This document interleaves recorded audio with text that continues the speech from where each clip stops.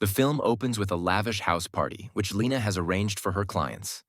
Her boyfriend, Paul, refuses to take orders from her and meet her clients, so he locks her in the walk-in closet and speeds away in Lena's expensive Bentley. When her friend rescues her, she reports Paul to the cops. They try to stop him, but he becomes an unhinged menace and crashes into their car. The police cars crash themselves into the Bentley to stop him.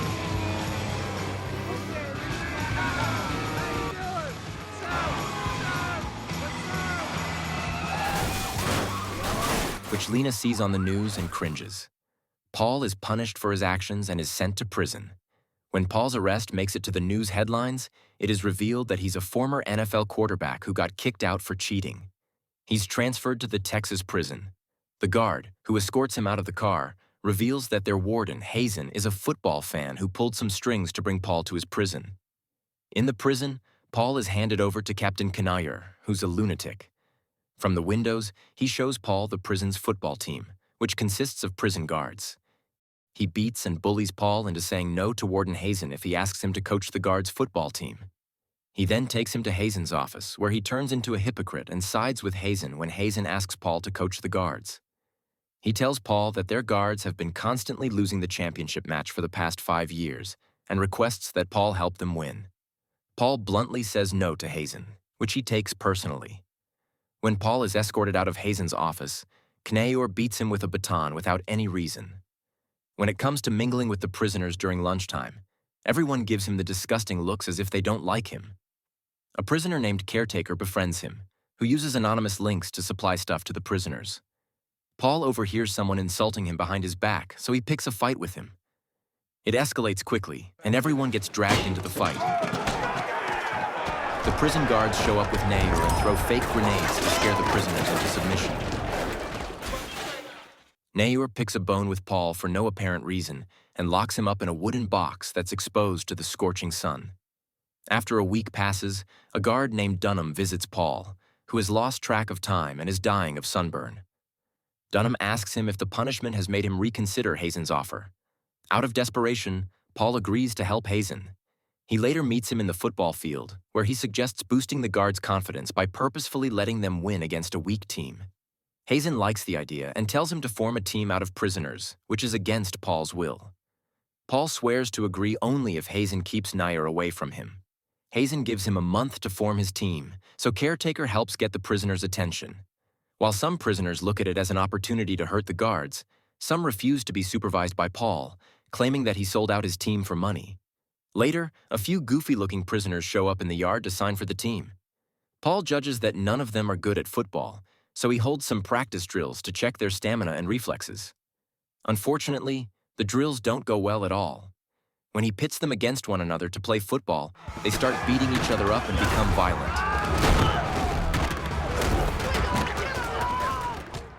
Later, Paul sits in despair. He's approached by the original coach, Nate, who offers him a helping hand. While Hazen brags about his deeds to someone on the phone, Nate introduces Paul to an old inmate named Skitchy, who directs him to the archives in the basement. Paul, Nate, and Caretaker sneak into the archive room and pick the perfect candidates by looking at their information files. First, Paul visits Sasquatch, a 7-foot-tall lunatic who's locked up in a glass cell. Since he can't speak, Paul moves on to another convict named Taurus. He refuses at first, but when the guard deliberately cuts off his TV time, he agrees to play with the intention of hurting him. Another convict named Battle also agrees to join the team, whose gigantic eggplant is a casual subject of discussion. Caretaker makes Paul realize that they're still short on players and takes him to the basketball court. The convicts there target Paul for being white and don't take him seriously. He challenges their alpha, Deacon, to play a basketball match with him. If he wins, all of them will play football for him. Deacon accepts the challenge and enjoys hitting Paul at first. Paul observes his moves and counterattacks.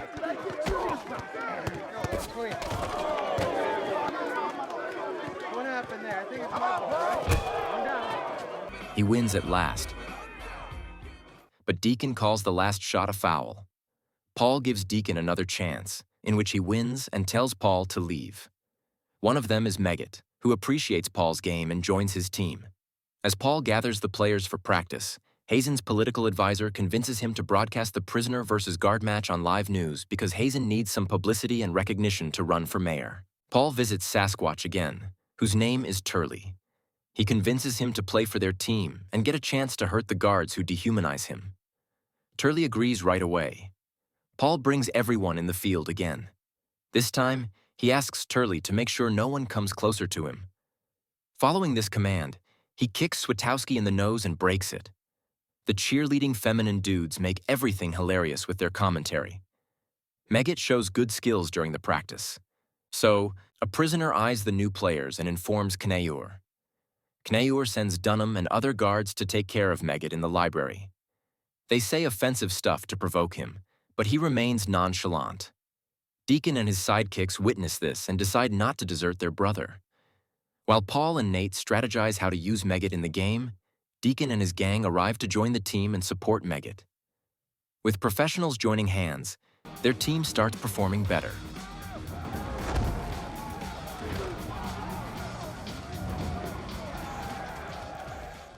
Paul notes that Kneur's informant, Unger, is stealing their information again, so he visits Hazen and his friends in the golf field. Hazen's friends turn out to be Paul's fans, so they make Hazen click their pictures with him. Later, Paul asks Hazen to keep Unger away from their yard. This sprouts a doubt in Hazen, who thinks the prisoners are planning to win the match. Paul doesn't disclose his intentions, so Hazen plays dirty and floods their yard with water so they can't practice anymore. Paul isn't stopping at cost, so he lifts his team's morale and encourages them to play in the water, which turns out to be a fun experience. In the meantime, Caretaker decides to plot against the guards. He illegally checks their medical files and decides to attack them accordingly. Some guards take steroids to gain power, so he switches them with estrogen pills. He also arranges new cleats for Megget. Nate teaches everyone how to hit without getting clocked. Later, Caretaker and Paul have drinks in their cells. Paul gets called to Hazen's office. It turns out his cougar of a secretary had tricked him. She's a fan of his underwear modeling, so she offers to hand him the guards' practice tapes in exchange for some photo shoots. When the prisoners get a movie night, they wait for the guards to leave and play the footage of Paul doing underwear modeling for the secretary. They also binge-watch guards' tapes to learn their strategies. Unger informs this to the guards, who now persuade him to kill Paul. The next day, Paul and his team practice on their last day. Meanwhile, Unger sneaks into his cell and places something. He then slips into the cell next to Paul's and awaits his arrival. Instead of Paul, Caretaker arrives to place a gift frame for Paul. He notes the radio and tries to turn it off, but it explodes. Caretaker dies eventually. So Paul and the prisoners pay their condolences on his grave, knowing the guards were behind this. The frustration to avenge Caretaker's death brings the prisoners and Paul closer. Soon arrives the day of the match. The prisoners and guards are taken to the stadium in different buses. In the stadium, the prisoners put on the jerseys that Caretaker had arranged for them. They are so oppressed in prison that they start drooling to see real female cheerleaders. When the game begins, the prisoners lose control and start targeting the guards that were mean to them. This way, the guards score more, which makes Hazen happy. Paul knocks some sense into them and convinces them to focus on the game. When they play fairly, the guards start doing foul. The referee is also on their side, who ends up outing the prisoners instead of the guards. They end up hitting his nutsack with the ball to teach him a lesson. Paul tells him to play fair, so the referee agrees. The guards still provoke the prisoners, so they don't hesitate to hit them. At the end of the first half, Megget shows speed and scores, due to which both teams tie. In the break, Kneur reminds the guards to up their game.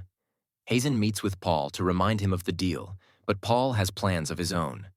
Hazen plays dirty once again and plans on framing Paul for Ungar's murder to extend his punishment. Paul agrees to lose, but he begs him to not inflict any pain on the prisoners. Hazen agrees to his face, but behind his back, he tells Kneur to do the opposite. In the second half, Paul deliberately throws weak passes and lets the guards score more, which his team and Kneur pick up on. He ends up backing out and sending his replacement, Brucey. Deacon gives Paul the side-eye, knowing he's sold his team again. When Brucey gets beaten up by the guards and other prisoners mock Paul's choices, he turns to Skitchy and asks if getting prison for life was worth hitting Hazen back in the day. He says it was worth it, so Paul prepares himself to take the chance to screw Hazen over for lifetime imprisonment. He lands back in the field, but his team refuses to play with him, due to which the guards tackle him multiple times and score. He finally tells them the reason behind why he let the guards win and promises to go against Hazen. The team unites and plays well against the guards. They toss guards like garbage and score. At last, Meggetts gets his foot injured and gets out of the game. Coach Nate takes his place, of which Paul is skeptical. He plays well but loses the score in a touchdown. The prisoners need one more score to beat the guards, so Nate comes up with a shady trick. When the game begins, Paul pretends to be confused whilst fixing the players' position so the guards get distracted. The ball is passed to Deacon, who immediately hands it to Paul. Paul makes a run for the score, but a guard ambushes him. Paul still scores and wins the match. Knauer confronts Paul and promises not to frame him for Ungar's murder because he's won his respect. Paul runs away to fetch the ball, so Hazen forces Knauer to shoot him. He almost does it, but Paul returns with the ball. He gives it to Hazen for his collection and unites with his friends. The film ends with the prisoners splashing an entire urine bucket over Hazen's head. Thanks for watching. Please don't forget to like and subscribe for more awesome recaps.